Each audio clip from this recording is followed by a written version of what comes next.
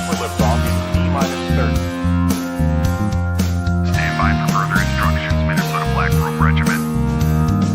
Secondary guidance systems engaged. Minnesota Black Robe Regiment, it will be on my mark.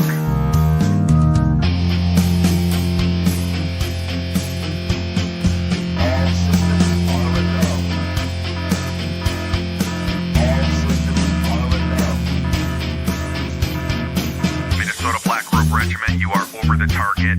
You are authorized to fire at will.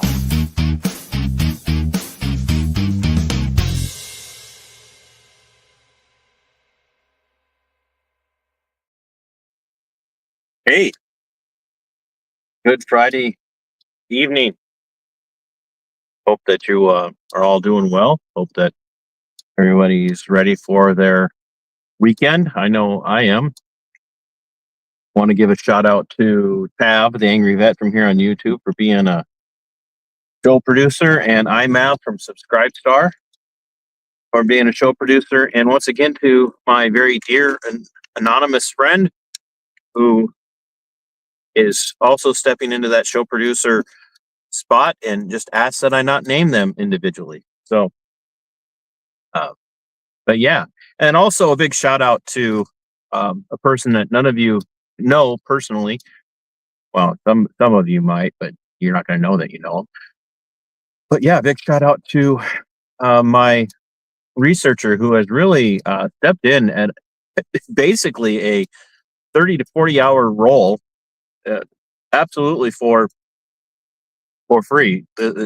My researcher just is spending hours and hours and hours pulling resources together for me, and I can't thank this person enough. I wish that things were different and I was making just an absolute killing here on YouTube, because I would be paying this person for their time. But they haven't asked for it, and they know where I'm at financially, and it means a lot. And so a lot of you know that I've got stuff going on with Mrs. Minnesota, and we have lots of needs right now. She's got a lot of missed work, and bills are piling up, both medically and otherwise, because of that. And all of your support is super, super appreciated. And so if you're interested in helping, and I'm, whatever, in whatever way, whether it be through prayers, kind words of encouragement, donating to the Give and Go platform, donating to us in person, joining as a channel member, doing a super chat or a super thank you if you're watching this on playback. All of that stuff just means an absolute the world to us, and we cannot thank you enough. So, as you guys know, I've hit 4,000 subscribers yesterday at about 10:46 in the morning, and I wanted to wait to see how it played out for the day, and kept us above 4,000. And YouTube hasn't booted enough people yet to knock us back down below 4,000, but we have reached 4,000, and much of that is because of you guys. Hey, ABA. Hey, Sarah Davis, Jugs, how are you doing? Good to see you. Thanks everybody for being here. I'm doing this through StreamYard, so I can actually see the chat. And really appreciate, like I said, I really appreciate you guys all being here. So I hope you're willing to share this out. And but yeah, we're at 4,000 channel subscribers. We're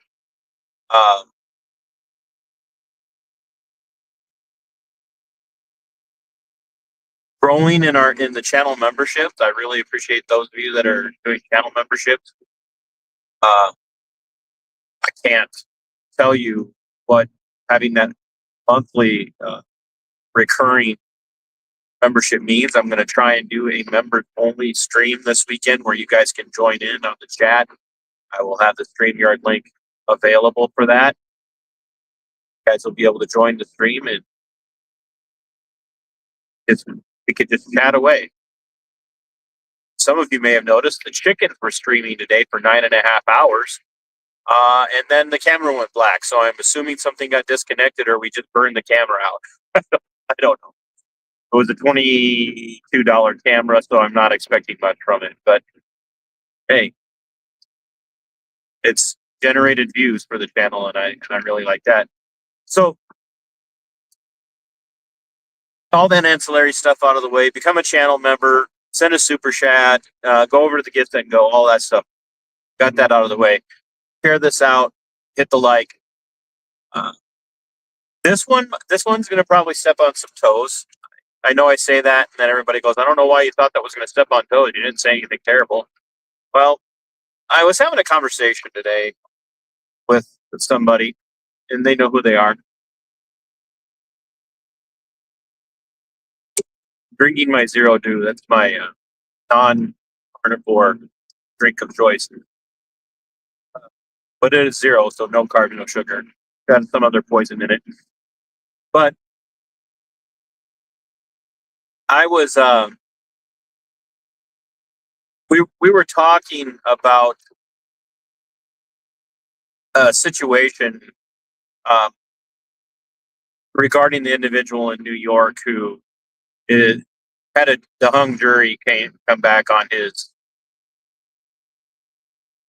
manslaughter trial today, and you guys know who I'm talking about. You know that the situation involves a person that's not white, a person that is white, and this individual had made the comment about,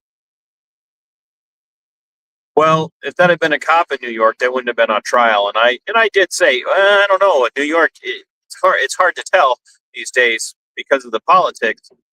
But that took us down the road of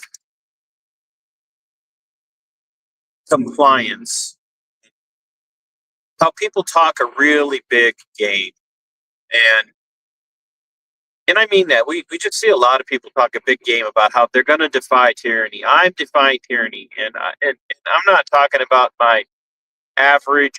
When I mean average, I don't mean any of you are average. All of you are way above average.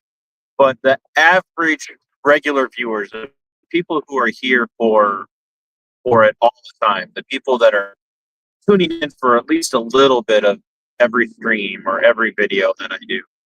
Uh,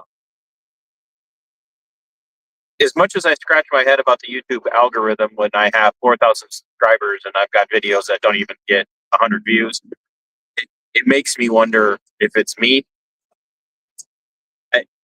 But there again, the average person who tunes into what I have to say, who tunes in for my drive time dialectics or my TC and Friends Monday Night Meetings or my Libertarian Look Now or some of the other stuff that I do, you guys are the exception that proves the rule. And what I mean by that is the vast majority of people are they're just crap talkers. They talk about how much they hate an overburdening government. They talk about how much they hate statism, and they talk so much about how they hate, being ruled over by people that think they're superior to them, and that they're not going to take it anymore. And you see that a lot from the left, actually. Even though the left do love totalitarian states, they always talk about how they're going to resist uh, Trump or whatever Republican happens to be in power wherever they are. And then when push comes to shove, they don't do anything. I mean, Antifa, the rise of Antifa just prior to 2020 and into 2020 and then through 2021 and a little bit into 2022 was really a fluke. I think it was a timing issue. It was an issue of a lot of things happening all at once. Kind of that nationwide pandemic response and a lot of pent up people who were pent up anyway, being pent up even more. And they talked a lot, but how they were going to really overthrow stuff, and they didn't. I mean, the closest they came was Oregon, Portland, just because Portland's a weird beast anyway. But the right is the same way, and some of the worst people on the right are the MAGA people. MAGA people talk a huge game, but they're really nothing more than compliant sheep. And I mean what I say. Like, you're never going to resist because you aren't resisting now. Like, I would argue, and some people will disagree with me, but I would argue that even as a person who votes, that is not resistance. Even if it's a protest vote, you're not really resisting by voting. I'm not saying that a person who votes is not someone who will resist. What I'm saying is that voting, even as a protest vote, is not resistance. And I don't, when I define resistance as a person who adheres to the non-aggression principle, NAP, um, I I don't believe in being the initiator of force. Excuse me. What I do believe is that resistance starts through um, conversation. Resistance starts through being vocal in protest against the state, whatever however you want to view it, however you want to look at it, and at any of our levels, whether it be your city council, your township, your county, your parish, if you're in Louisiana, uh, your state, or the federal government. It's about becoming vocal and really going in and causing them to ask questions. I was having a conversation with another friend today who showed up to speak at his county board meeting as it relates to some of you will know what a truth and taxation meeting is. Hello, Sarah Sanchez. Got two Sarahs in the chat. Uh, but he went to a truth and taxation meeting last night, and when he got there, he was greeted, not like they weren't waiting for him, but he was greeted in the rotunda of the Olmsted County Government Center, the, the the church of Olmsted County. He was greeted by several Olmsted County sheriff's deputies, and then eventually Sheriff Kevin Torgerson showed up, and so this individual displayed some resistance and said, "Why are you guys here? What is this? Is this a preemptive display of force to make sure that no?" And then they were like, "No, no, no. That's not why. We're not. That's not it. We were just like we were on duty, and they said, hey, if you're free, you could maybe swing by for the meeting." And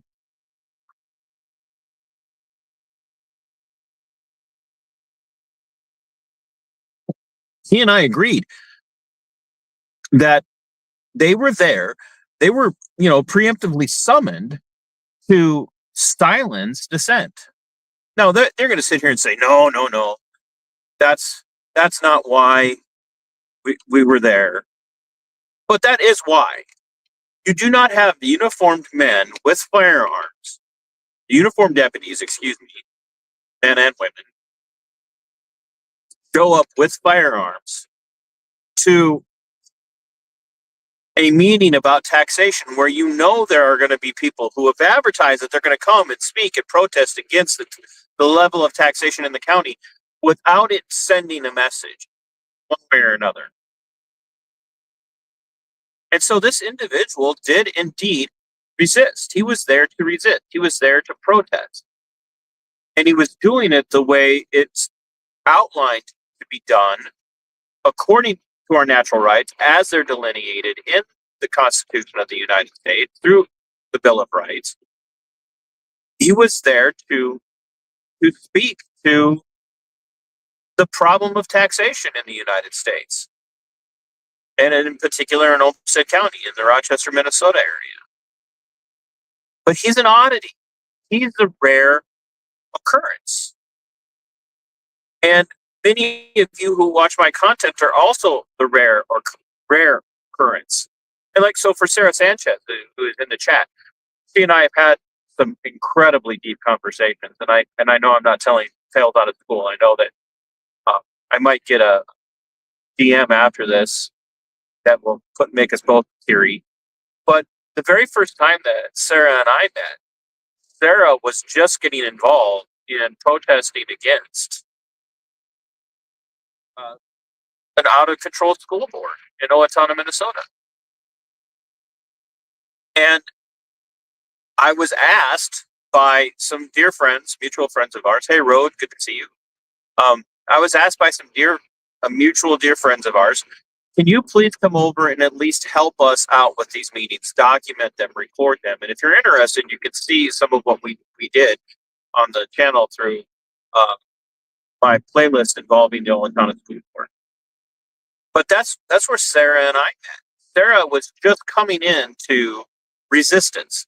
Sarah was just kind of coming into that place in her life where she was becoming vocal. She had had enough.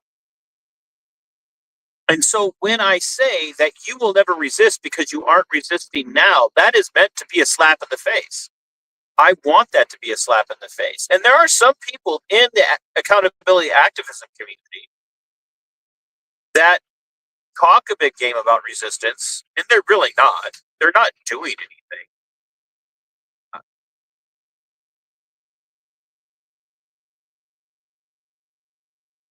Thank you, Sarah. I know that seems harsh, but I mean it. There are people who talk a big game, but aren't ever really involved. Like one of the most involved people that I know is Bo from Flex Your Freedoms. We're talking about a guy who literally in Iowa, of all places, has stepped up to demonstrate the corruption of local state control, whether it be Marion, Iowa, or Waterloo, Iowa, or Blackhawk County.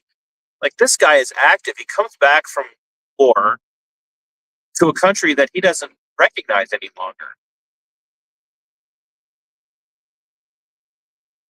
And he really gets involved and says, look, people, we've got to do something. We've got to make some changes.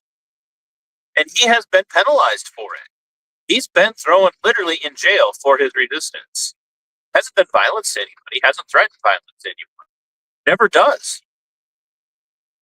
But what he does is he threatens to expose the corruption. And they can't stand that. And that's the place where you have to go. You have to go with yourself. How far am I willing to take this? Not how far am I willing to push this physically, but how far am I willing to take this? Am I willing to be trespassed from a school board meeting, from school property? Am I willing to be trespassed from a county board meeting? Am I willing to be trespassed from a city council meeting? Am I willing to be trespassed from the steps of City Hall? And there are a lot of people who just they aren't. They'll come online and they'll say things, but they're not really ready to be a thorn in the side of their government. And that's not all their fault. I'll give another example. So we're seeing a lot of talk right now about Matt Gaetz. Trump was initially tapped him to be his attorney general. So he resigned from the House and then dropped out of running for the attorney general position. And then there's this ethics probe that came out where he allegedly had an inappropriate physical relationship with a teenage girl. And there was drug use and stuff involved, allegedly. I'm not saying any of this is true. Well, yesterday, the news breaks that the House Republicans voted along party lines to block the release of Matt Gaetz's ethics report. And Republicans across the board have all cheered that, saying, no, it shouldn't be. But the Democrat, especially the MAGA people, would be screaming bloody murder that should be public. And the reality is that's lacking the spine to resist. Another example, during 2020, a lot of Republican types, MAGA types especially, didn't resist. They complied with everything from lockdown orders to keeping their churches closed to the order for the jab into arm, and They did all of those things because their comfort was threatened. If I have somebody at my house, they may come and arrest us or fine us. If I don't take the jab, I might lose my job. I can't afford that, so I'm going to comply.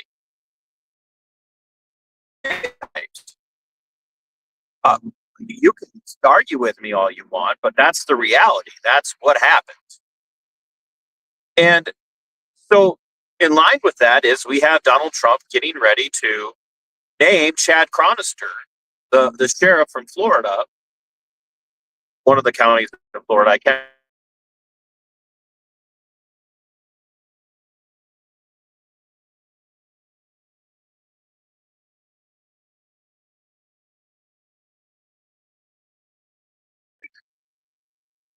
And okay, there we're back. I buffered for a second. So this Chad Chronister is, or Chronister is this, big gung ho sheriff down in Florida. He doesn't play games. He doesn't mess around, and everybody's excited about him because he's the right person for the job. Because he's going to step in because he's got all this experience fighting drug running and smuggling and all of this stuff. And yet he went on TV and bragged about shutting down a church and arresting a pastor for refusing to shut down in that county when the county ordered everything closed. And the MAGA people are virtually silent. And it's there again. Here's what I'm going to say. If you're not resisting now, if you weren't resisting in the past, you're not going to resist because there's nothing right now pushing you to resist. The desire to resist has got to come from a place of already visible, personally tangible discomfort over the system and the way that it's working. But the people that are wrapped up in the duopoly, the people that are wrapped up in the left versus right paradigm, the people that are wrapped up in the Democrat versus Republican, MAGA versus rhinos, that they're wrapped up in these mentalities and these ideologies, they're ultimately never going to resist until they have something happen to them that makes them. It's like the old saying, back to blue until it happens to you. And when I say that, I'm also fully aware that it's not their fault. It's really not their fault. It's easy for me. Hey, old guy Mitch. It's easy for me to sit here and blame, say these things and make it sound like I'm blaming them. But what I want people to understand, people that are listening to this that are maybe getting a little PO'd, dude, I'm doing the speed limit. Why are you? Don't you know that deer are running this time of year? Uh, what I want people to realize is that you are conditioned to comply. Absolutely conditioned to comply.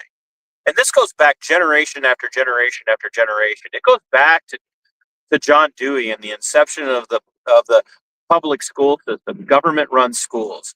It absolutely is 100% the reality of government-run schools. Government-run schools were not set up to educate. Never. That was never the goal of government-run schools. John Dewey was a Marxist. John Dewey wanted to control the children because he wanted ultimately to control the United States. He wanted control of the government. He wanted control of the people. And so John Dewey stepped in and created. Old guy, I'm not talking about you. You're going to have to go back and watch from the beginning. Don't take anything I'm saying as directly pointed at you. I'm talking in a very broad sense. But the system that we call public schools today was designed for one reason and one reason only: to make automatons, to make compliant sheep.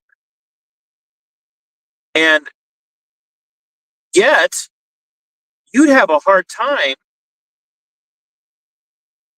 um,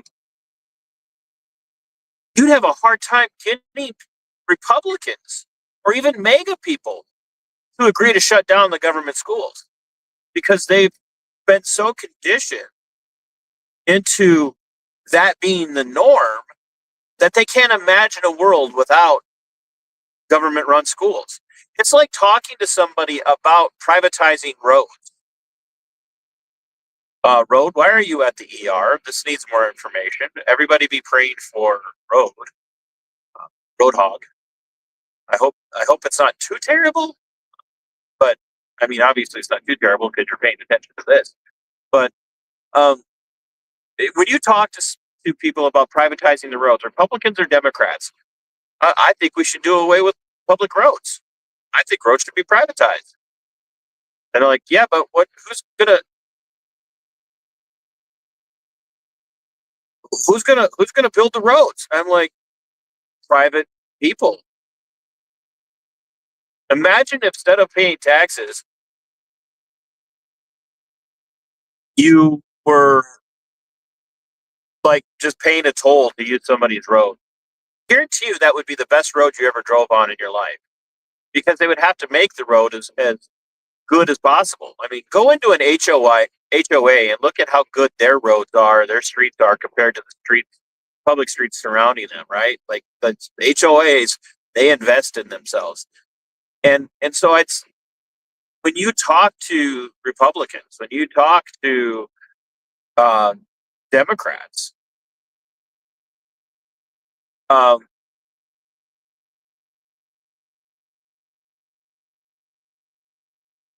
they can't see past a system that they're used to.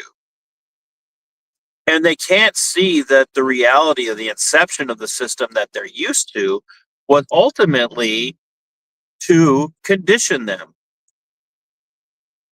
It was ultimately to condition them into compliance. Now, there are people out there who break that mold.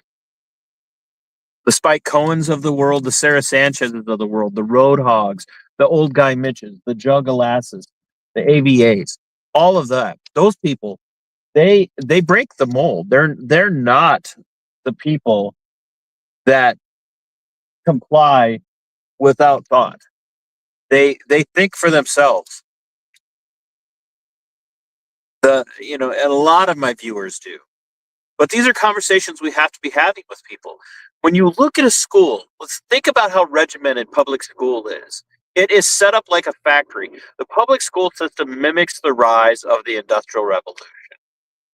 When people move from an agrarian lifestyle into working in manufacturing, in industry, where everything at the manufacturing plant is operated off of a whistle or off a bell. Schools are the same way. School cafeterias are laid out exactly the same way that a major lunchroom is laid out in a industrial center. Worse, school cafeterias look exactly like prison cafeterias. The kids all carry the same kind of tray. They all go up and they all have the same selection, and you can pick and choose to some degree what you will or won't have that day for your lunch, or now in Minnesota, breakfast, lunch, and dinner. But you go through and you pick, and you're there, you start at a certain time and you end at a certain time, and in between the starting bell and the ending bell, there are other bells that tell you that it's now time to go from one place to the next place, from this place to the next place. And while you're in there, you respect the teacher because the teacher is the authority, and the authority is never to be questioned. The authority is never to be told they're wrong. You never question the teacher. If you question the teacher, you're disrespectful and you're going to get a note sent home, or you might even end up being disciplined. That is what public schools are for. Public schools are not about the reading, writing, and arithmetic. That's not what they're for. That's the arrow that carries the poison of complacency. That's the arrow that carries the poisons of compliance. All of those arrows are shot at your kids every day if they're in a government-run school, so that in the process they're being taught to comply with whatever they're told to do, to see everybody as, especially that works for the government, as an authority. Now, you tell Republicans, they'll talk about ending the Department of Education, but they'll never talk about ending government-run schools because they want control of the government-run schools, and they see ending the Department of Education as a way to control the government-run schools. But Republicans want, and even MAGA types want control of the government-run schools because they want to condition your children to compliance to their standards. But that's the facts. And so, for those of us that grew up in government run schools, for those of us that cut our teeth on government run schools, public education, for those of us that speak out, for those of us that share a spirit of resistance, of tyranny, a resistance to authority, we are the odd ones out. Look at the people that you went to school with. Look at the majority of people that you went to school with. They're Republican or they're Democrat. They're one or the other, for the most part. You cannot badmouth this one, but you can badmouth that one. I'm on this side, so therefore we can't even really be that good of friends. Two wings of the same bird flying in the same direction of tyranny.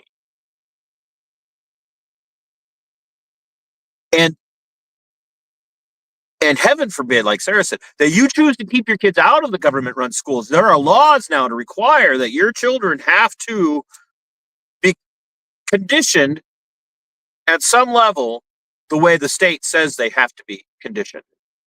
You must get permission to educate your children for yourself. Why? Because the minute you break away from that, you're raising a generation of children who hasn't been conditioned to comply with the system. Think on that. Think about the reality of that. And if any of you are like me and you've gone and you look back at how you were treated, if you had an independent mind, if you had a spirit of of uh, volunteerism, if you had a spirit of individualistic thought, they did their level best to drum that out of you in school. And the left hates it too. The left hates individualism. They talk about identity, they talk about individualism, but they don't. They want everybody to think the way they want them to think. The things that the left hates about public education are the bullies. They want the bullies gone. They want something done about the bullies. But to them, the way that you turn a bully into not being a bully is to get the bully to think exactly the same way that they do.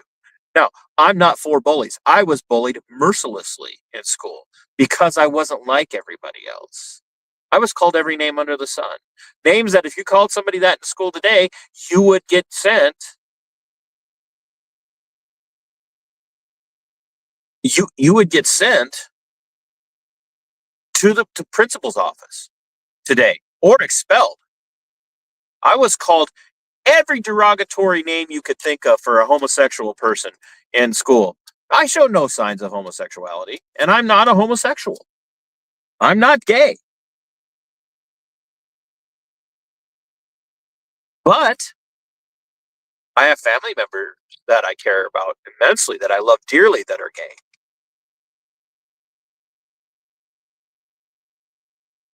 But I was called all those things.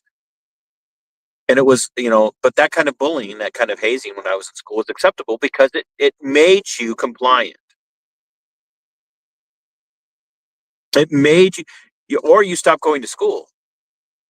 But see, I was a different kind of stubborn AVA. I was the kind of stubborn that, like, I went and subjected myself and fought back. And I know you did too in your own ways. Trust me, I know that. But, like, uh, the school didn't protect me from those things. The school would tell me, or tell my parents, if Todd would just learn to get along with other people or do the things that other people do, he wouldn't have these problems. Like that, those things were said about me.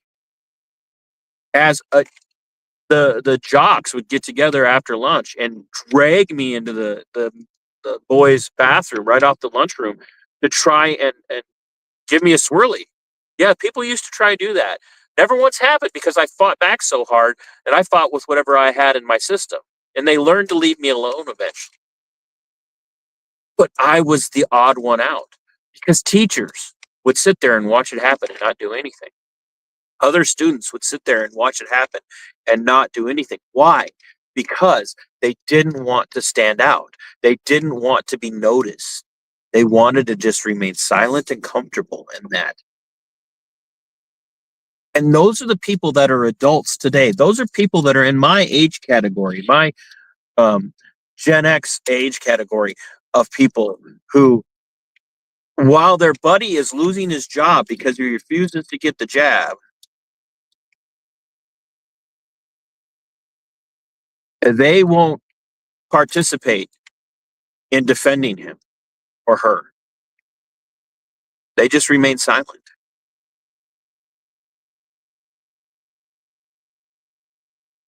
It's like the old Niemöller poem that says, or not poem, but writing that, goes through and says, when they came for the tradesman, I remained silent because I wasn't a tradesman. When they came for the unionists, I remained silent because I wasn't a unionist. When they came for this, when they came for the Jews, I remained silent because I wasn't a Jew. But when they came for the Christians, there was no one left to stand for me.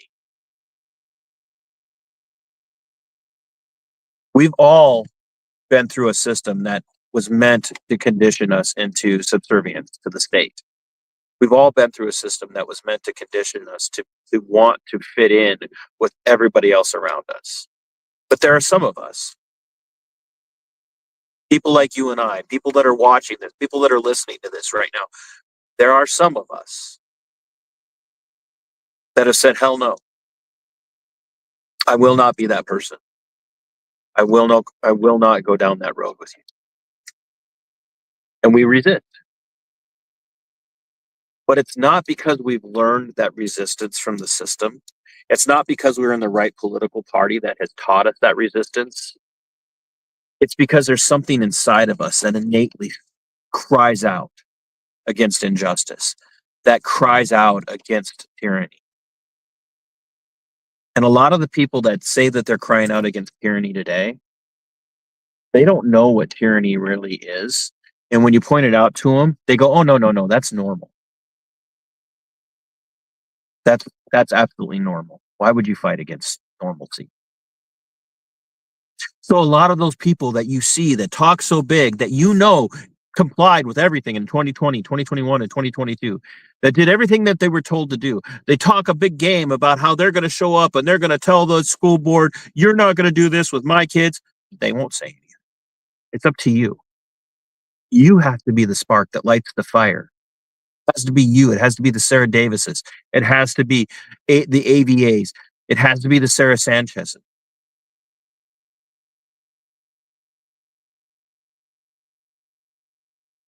It has to be the Rhodes. It has to be the old guy Mitches. It has to be the other people who watch this channel, the juggle asses. It has to be you guys. It has to come from you because you're already resisting and you haven't stopped resisting. So you have got to be the ones that speak out because now is the time to reach people. If we wait until we're being oppressed by tyrants again, it's too late. It's too late.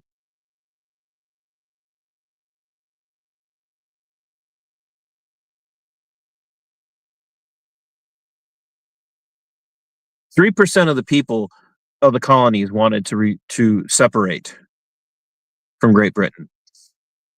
3%. And everybody told them, "Oh, don't rock the boat. This pass. Everything will be fine. We're British citizens, part of the empire. The king will get it together, and everything will be fine." And that 3% just kept going, and they just kept going, and they just kept going, and they just kept going. Even when other people were telling them nothing, it wasn't worth a fight. They were never going to win. They just kept going. You need to be one of them. And I'm not talking about violence at all. I'm not talking about violence. I'm talking about civil discourse. You have to be planting the seeds now in people's mind. You have to say, let's go to the city council meeting together. Let's go to the county board meetings. Let's go to the school board meetings. Let's go to the library board meetings. Whatever it is, let's go. I join me in going and talking to the corrupt police chief, to the corrupt sheriff, to the reaching out to my legislator, asking to be heard in a panel, in a committee, going and demanding that your voice be heard. You've got to be part of that. You have got to plant those seeds in the minds of the people around you right now while you can, before the emergency is there and it's too late, because it's just you and two other people in a sea of hundreds.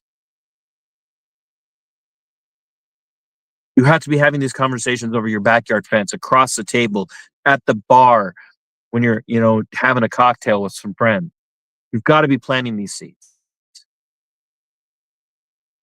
because it's on you, the people that watch this channel on a regular basis. It's on you. Because I'm afraid people just aren't watching me. They're not listening to me. 4,000 subscribers as of yesterday.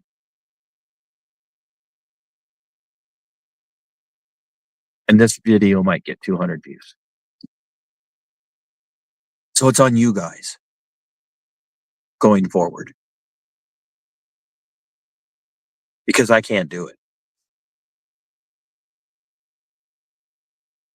Not by myself.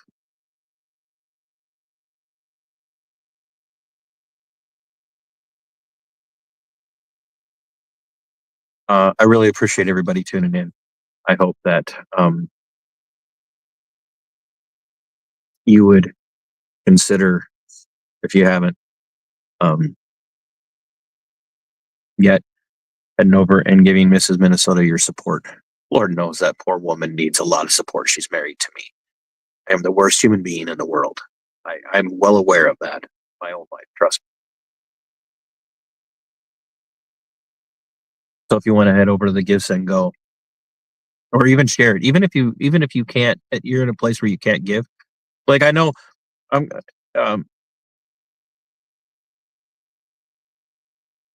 Jugs has said to me numerous times, like, I'm trying to find a way to, budget more to um, help you buy channel memberships. Jugs, you do so much already.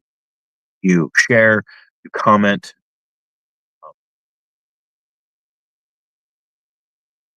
That stuff is really important to me.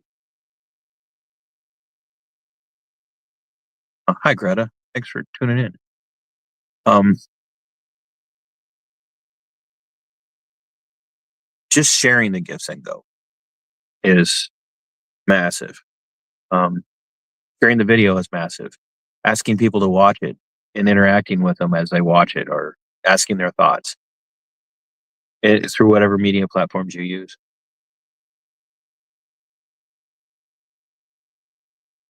All of that matters to me. Like I said, sharing the Give Send Go for me, for the missus. It's for her, so I can take care of her. That's bigger than anything that I can do for her right now. Sharing the Give Send Go is actually more than I can do for her right now. So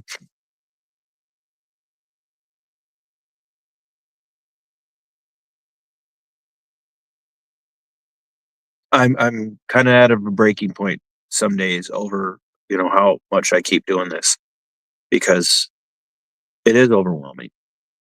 So many stories to tell, so many things to talk to people about, and it's hard.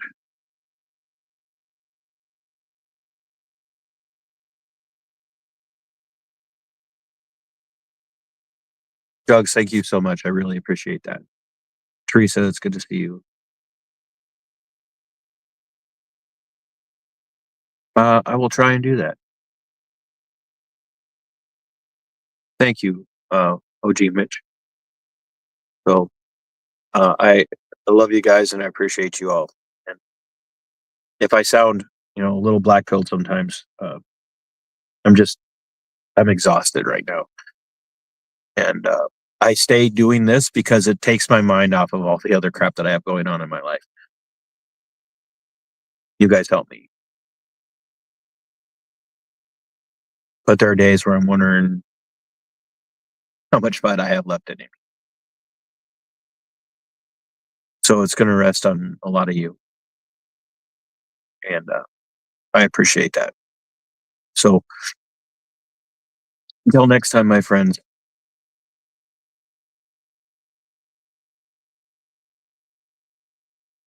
I really appreciate what you guys do. And I can't thank you enough. So have a good night. I'm sure there's going to be some content this weekend. I got a couple of different directions I'm going to go. I'm recording another episode of Libertarian Lowdown with Sonia the Agorist. I'll be coming out next week, and I haven't decided which show I'm going to do for my Monday Night Musings this week. So I guess we'll find out together.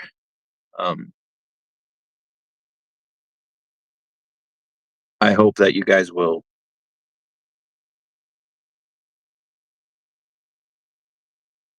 keep us in mind, because in your prayers, because we really need it. Till next time, fight for your liberty. It is yours. Fight for your freedom. It belongs to you. And yes, I am ABA's baby daddy. Say it with me, folks. Sic semper tyrannis. We are going for liftoff in T-minus 30.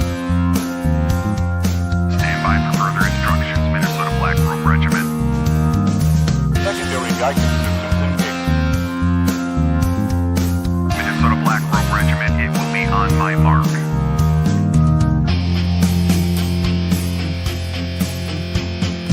All systems are a go. All systems are a go. Minnesota Black Robe Regiment, you are over the target. You are authorized to fire at